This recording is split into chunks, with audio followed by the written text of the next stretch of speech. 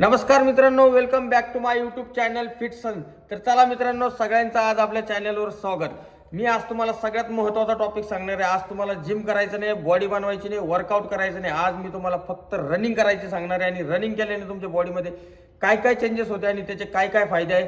तर चला आपण हा व्हिडिओमध्ये सविस्तर त्याची माहिती बघूया। व्हिडिओ शेवटपर्यंत बघायचा आहे आणि व्हिडिओला लाईक करायचा आणि सबस्क्राईब करायचं आहे। तर चला मित्रांनो, जेव्हा मित्रांनो तुम्ही रनिंग करता तर तेव्हा तुमची कार्डिओ हेल्थ जी आहे ती एकदम व्यवस्थित सुरळीत होते। तुमचे हृदयाचे जे ठोके आहे ते एकदम प्रमाणात येऊन तुमची हार्ट हेल्थ जी आहे ती सुधारते।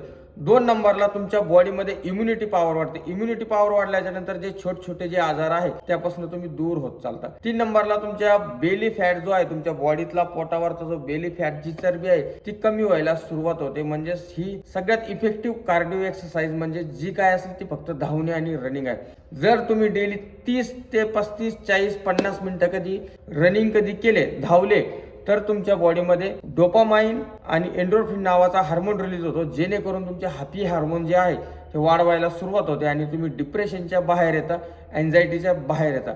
तुमची स्लीप सायकल जी आहे तुमची जी स्लीप सायकल आहे ती पण रनिंगमुळे सुधारते।